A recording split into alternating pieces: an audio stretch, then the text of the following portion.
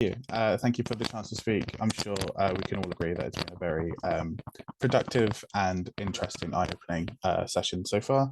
Like George said, my name is Conor. I'm an undergraduate BA Classical Studies at Birkbeck University of London, with a focus on Roman Syria, Palmyra, specifically, and digital and war zone archaeology, and a mix of all three, since a lot of the time in war zones, we can't actually access the sites on the ground anyway. So to begin, I thought I'd give a quick overview of Roman Syria itself. It was part of the Fertile Crescent and therefore one of the centers of the ancient Near East, as well as Neolithic culture, starting roughly 10,000 BCE. It was part of a magnitude of ancient empires, starting from the Persian Empire, which took on Alexander the Great. Obviously, he then conquered it, so it then became part of the Macedonian Empire, then the Seleucids, and then a variety of different empires laid claim to it throughout its history, starting alongside the Seleucids, the Sasanians, the Romans, and eventually it even had its own empire, the Palmyrene Empire under Queen Zenobia, who took on Rome and conquered Egypt for a time. It is currently home to 6 UNESCO World Heritage Sites, all of which are under the cultural category due to their importance for world history. 5 of these are ancient sites, which I've listed here, which is obviously more my focus. The other one is a medieval Crusader castle. Unfortunately, since 2011, as part of the Arab Spring, the Syrian civil war has been destroying the country in a very harsh way, to say. Due to this, foreign archaeologists left very, very quickly in March 2011 and have since been unable to to go back into the country, apart from during a very small ceasefire, which Russian archaeologists went into Palmyra to do a very quick on-the-ground damage assessment. Due to this, Syrian archaeologists themselves are often now forced to work for the government, or specifically the DJM, which is the Directorate General of Museums and Antiquities, which has its own political problems within them. And so, since we can't visit these sites themselves, how can we still see them today? Well, for that, we must look up to the sky. Satellite archaeology comes under the broader category of remote sensing. So I thought I'd give a very quick overview of what remote sensing in the region actually is. It starts in 1934, which is probably a lot earlier than people would suspect, with a French Jesuit missionary and World War I biplane pilot, Anthony Paudebard. I'm very sorry for any French people in here that I've just completely butchered that pronunciation, who identified roughly 160 potential Roman forts. We know quite a few of them were in fact Roman, but there are a few which were later kind of 700, 800 AD forts during the Muslim caliphates. From then, in the 60s and the 70s, there was a lot of Soviet activity in the region, especially during its invasion of Afghanistan. And so the US Corona satellite, which is very unfortunately named now, was in Syria, which captured a row of around 400 Roman forts. These were declassified under Bill Clinton in 1995, with an initial analysis being completed by Dr. Mandy Mottram in 2006, and with a more extensive analysis just last year by Jesse Kitana and his team. This is a very quick photo of what a Corona satellite would look like. In 1999, the Iconos satellite provided the first commercial worldwide satellite imagery in basically a precursor to Google Earth, and this was run by military company Lockheed Martin, which obviously has its own issues attached to it itself. And this was decommissioned in 2015. And then obviously from 2011 to present, the Syrian civil war has been a thing. So there's been an increase of projects in the country due to the inability of ground-based archaeology. These are some current projects in Syria. I'm unfortunately not affiliated with any of them. The EAMENA project is the endangered archaeology in the Middle East and Northern Africa, and is run by, the PI is from Oxford University, and it's been supported by archaeologists from Durham, Leicester, and a few other organizations. They have 2 very, very good online courses on how you can use remote sensing in these places. There's a basic one and an advanced one. I've done one of them. I would very much recommend anyone who's interested in anything like this to go and be a part of it. Secondly, the American School of Overseas Research, which used to be the American School of Oriental Research, has what they call CHIS, or Cultural Heritage Initiatives, and quite a few of them are based in Syria using satellite archaeology. And finally, the United Nations Satellite Center, or UNISAT, is currently providing satellite archaeology for damage assessments and security and humanitarian missions in the region. Furthermore, the archaeology using satellites is around the world, often with site identification, as is the case in Guatemala and Peru, as well and Egypt, as well as protecting sites from being looted, which is the case mainly in Peru, run by Dr. Nicola Massini. And these two ways of using satellites for site identification and protection of the sites are what we will be discussing today and how they're being used in Syria. So the first use of satellite archaeology is to plan and support ground-based archaeology where possible. With site identification and preliminary surveys, it's very easy. You can do it now. Just load up Google Earth and just scan the desert and see if you can see something that looks a little bit strange.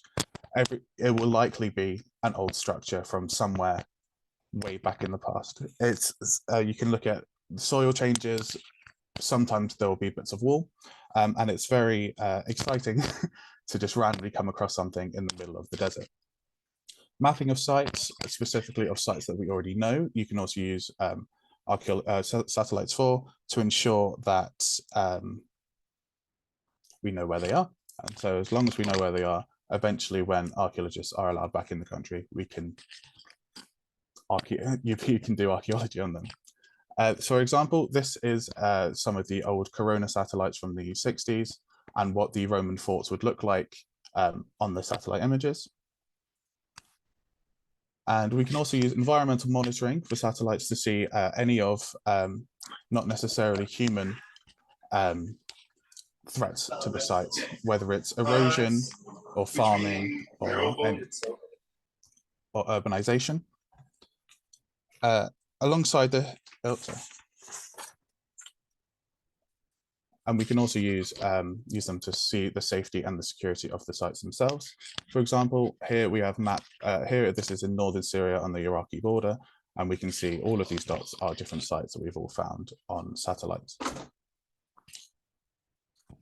The second use is for site damage assessments and documentation, which is what my undergraduate dissertation focuses on more. So we can see a timeline of the damage. So if we know when a certain person was in charge or had overtaken the site, for example, Daesh owning or taking over Palmyra in 2015, we can then make notes of what damage had occurred then, and then therefore at the end of the war, we can then use this for post-war reconciliation or perhaps even prosecution.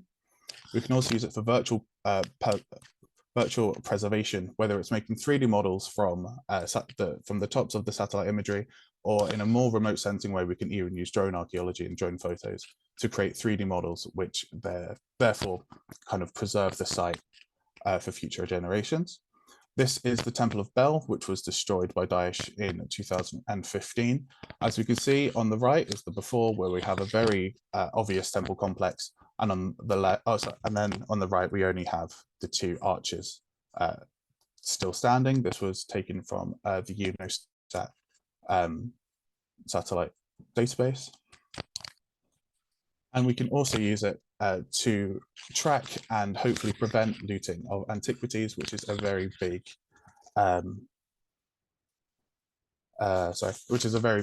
issue coming out of Syria at this time. This is Dura-Europos, which is on the banks of the Euphrates River. On the left is before, on the right is afterwards. And as you can see on the right, there's a lot more what's seeming to be very, very dark dots. Each of these docks is a spoil heap from someone illegally excavating to try and find antiquities to sell. It should also be noted that most of the people that have done the actual excavating or looting have been forced to do it by Daesh or the regime, and they are victims, they are not perpetrators. Due to this, it is the only way that they can survive, and therefore we should have a sort of we should treat them as best we can. They're not criminals. They are just doing what they have to do to survive. We can also monitor areas which we know are prone to looting, but not necessarily have been looted yet. And if we see kind of an increase in activity, maybe heavy machinery or any other kind of precursors to looting, we can then know, okay, this side is now going to be looted. We need to keep a track on anything that we know could have potentially come from this site in auction houses or online around the world, whether it's Christie's or Facebook Marketplace. Unfortunately, satellite archaeology is not the end of everything and is not a perfect science. There is many limitations. For example, it is a static screenshot of one particular time, of one particular angle. For example, for example, Google Earth is only updated every 1 to 3 years. And therefore, if something happens in between those years, it's great. We know when it happened roughly, but we don't know exactly what happened. And we don't know if anything else happened on an angle we can't see. Cost and accessibility. If we're not using publicly available satellite imagery like Google Earth, no university or no kind of archaeological company is going to have the funds to have a private satellite or to even buy satellite time. It is a very expensive and very expensive to use, and it's also very expensive to analyze. It's a very specialist subject needed. It's a very specialist subject needed to analyze them.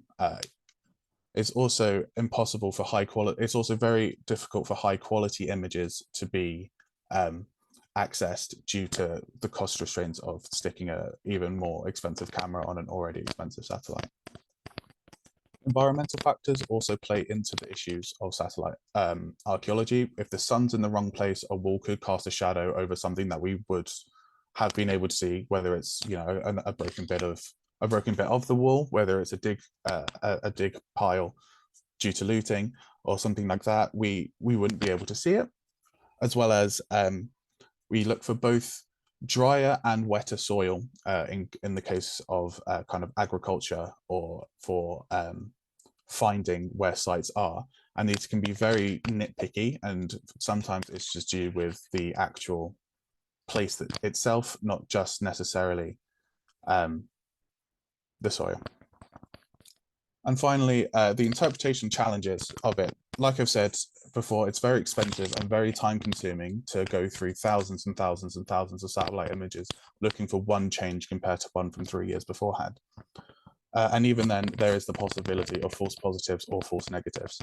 The amount of images available from satellites can also cause this kind of data overload, which needs more time and more money invested in it.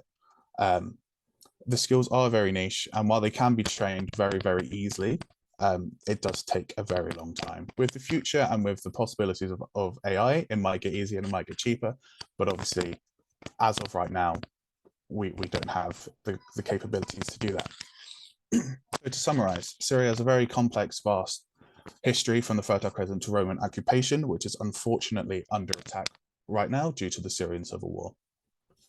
Satellites are therefore being used in war zones like Syria, where ground-based archaeology is unavailable, to try and preserve some of the cultural heritage of the country, as well as being able for us to still keep studying the history of this country or the history of whatever empire we're trying to study.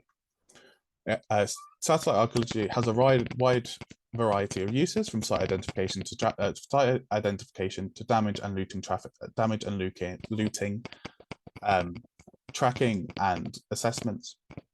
It's a very time and resource intensive use to properly analyze with very niche skills which aren't always available on the job market. Factors outside of our control, like the weather, can also impact the analysis of the imagery, and therefore it is not an exact science.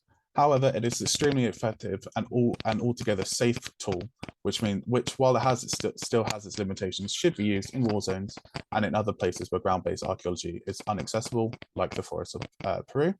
This is bibliography and further reading, as well as my email. I'm always down to talk about digital archaeology, so if you have any questions, let me know. Thank you.